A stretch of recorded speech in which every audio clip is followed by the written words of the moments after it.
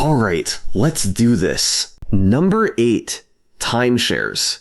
The timeshare industry generates over $10 billion a year in the United States alone, and the entire business model is built on one thing, making it nearly impossible to leave.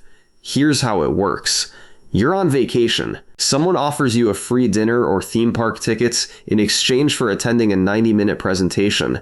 That presentation lasts 4 hours. You're in a windowless room with a salesperson who has been trained to break down every objection you have. They show you a beautiful resort. They tell you that you'll save money on vacations for the rest of your life. They pressure you to sign right now, today, this minute, because the deal expires when you leave the room. And thousands of people sign. The contract commits you to annual maintenance fees that start around $1,000 a year and increase every single year with no cap. You can't skip a year, you can't opt out.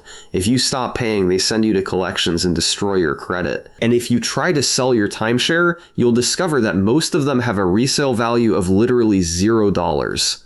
There is an entire secondary industry of timeshare exit companies that charge people $5,000 to $10,000 just to get out of their contracts. Many of those exit companies are also scams. The original timeshare company knows all of this. They know the product is almost impossible to resell. They know the maintenance fees will rise forever. They know the presentation tactics are designed to prevent rational decision making. And none of it is illegal. Every contract is technically valid. Every signature is technically voluntary. It's a $10 billion industry built on regret. Number 7. Hospital Chargemaster pricing. In the United States, hospitals maintain something called a Chargemaster. It's an internal price list for every service, procedure, supply, and medication the hospital provides.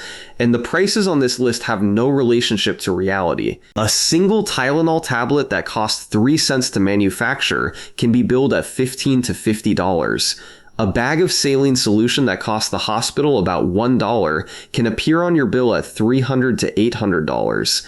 A single pair of non-sterile gloves might be billed at $50. These prices aren't negotiated, they aren't regulated, they're set by the hospital, and they can be anything the hospital wants them to be. If you have insurance, your insurance company negotiates a lower rate. You never see the Chargemaster price, but if you're uninsured, or if you go out of network, you get the full Chargemaster bill. And hospitals can and do send those bills to collections, sue patients, and place liens on people's homes. The hospital price transparency rule that went into effect in 2021 requires hospitals to publish their prices. Most hospitals have not fully complied, and enforcement has been minimal. The fines for non-compliance are so small that it's cheaper for hospitals to pay the fine than to actually publish their prices. The entire system is designed so that the person receiving care has no idea what anything costs until after they've already received it. In what other industry can a company provide a service, refuse to tell you the price in advance, and then charge you whatever they want after the fact? Only healthcare, and it's completely legal. Number 6. Multi-level marketing. Multi-level marketing companies, also known as MLMs, operate on a structure that is functionally identical to a pyramid scheme.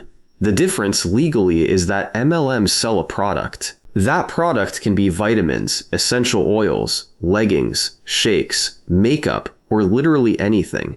The product exists so the company can argue that participants are earning money from sales, not from recruitment.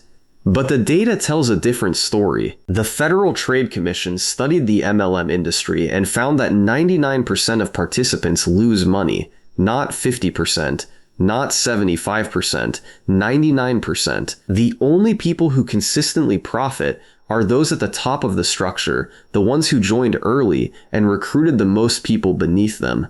Which is exactly how a pyramid scheme works. MLMs spend billions on marketing that shows testimonials from the 1% who made money, while the 99% who lost money are told they didn't work hard enough. Participants are encouraged to buy inventory with their own money, recruit their friends and family, and treat every social interaction as a sales opportunity. Relationships are destroyed, savings accounts are drained. And when someone finally quits, they're left with a garage full of product nobody wants. The FTC has shut down several MLMs for operating as pyramid schemes, including Vema and Burn Lounge. But the vast majority continue to operate legally because they technically sell a product. The product is usually overpriced and available cheaper elsewhere, but it exists, and that's all the law requires. Number 5. College textbooks. The college textbook industry in the United States generates about $11 billion a year, and it has perfected a scam so elegant that most students don't even realize it's happening. Here's how it works. A professor assigns a textbook. The publisher releases a new edition every 2 to 3 years. The new edition rearranges chapters, changes page numbers, and adds a few updated examples.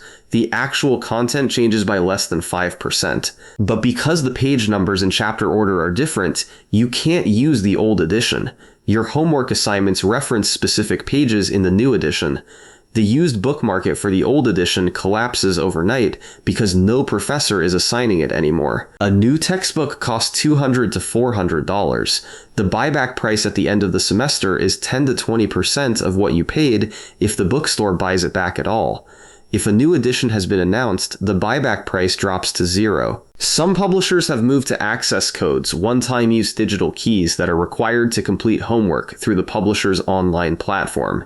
These codes cost $80 to $150, expire at the end of the semester, and cannot be resold. You're not buying a book. You're renting access to your own homework. The professors don't profit from this. Most of them hate it, but the publishers control the market, and there is no law that limits how often they can release a new edition or how much they can charge for an access code. It's a captive market with captive buyers and zero price competition.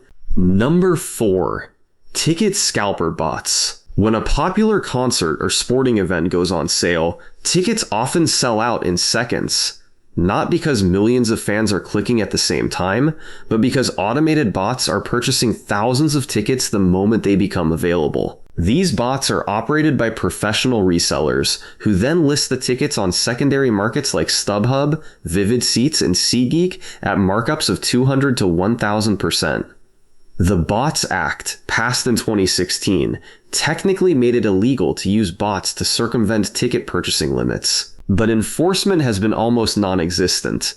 The FTC has brought exactly one case under the Bots Act since it was enacted.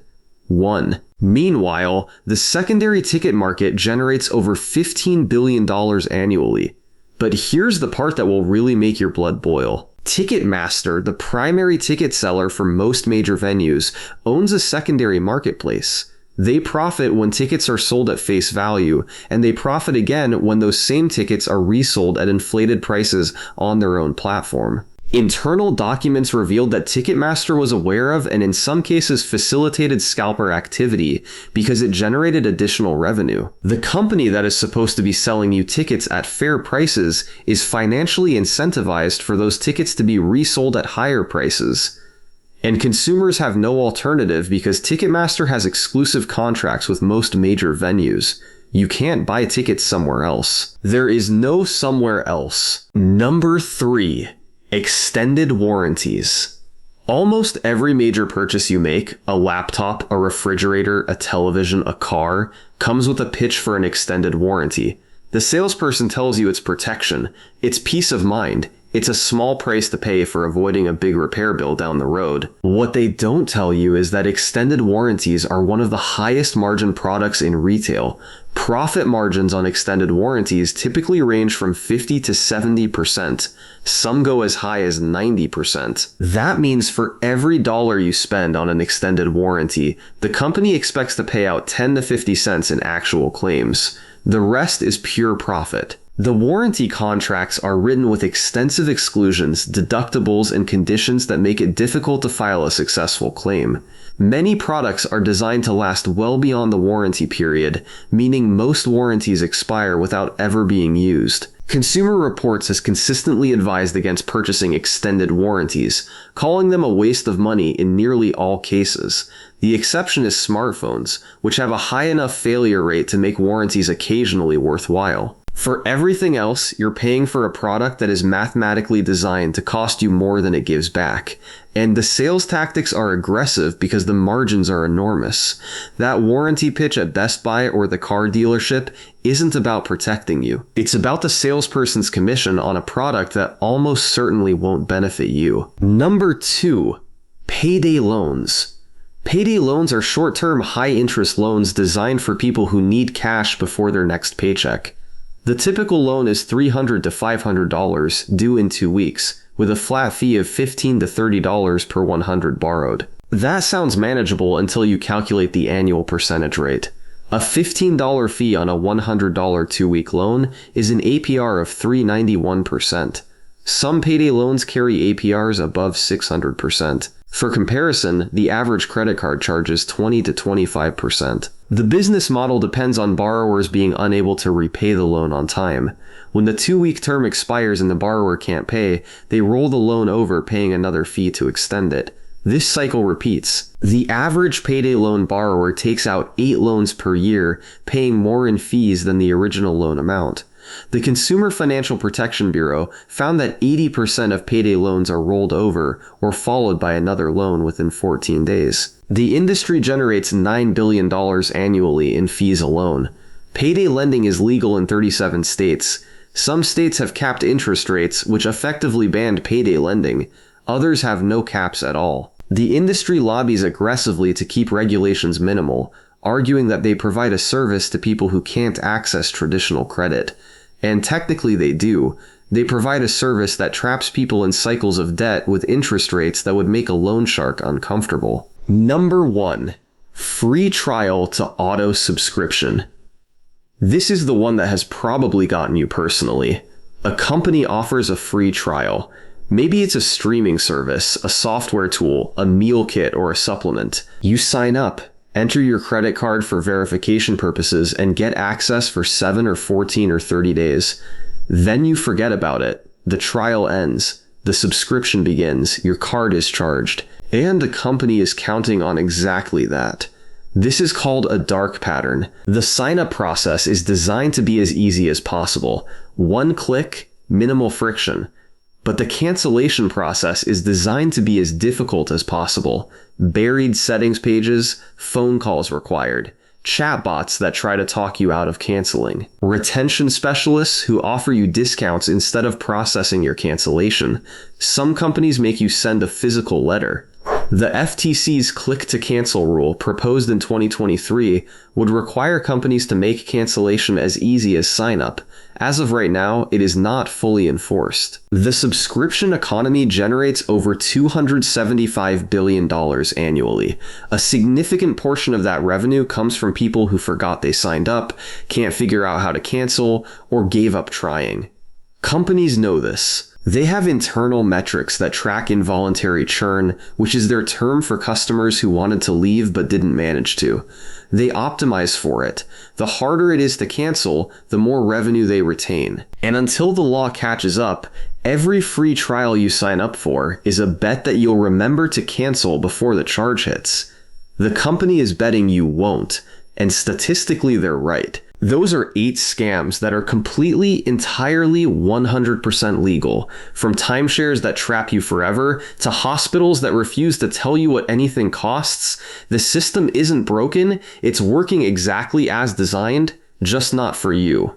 If this video made you angry, good. Share it with someone who needs to hear it. Hit subscribe because we cover the stuff that affects your actual life. Drop a comment and tell us which scam got you. See you in the next one.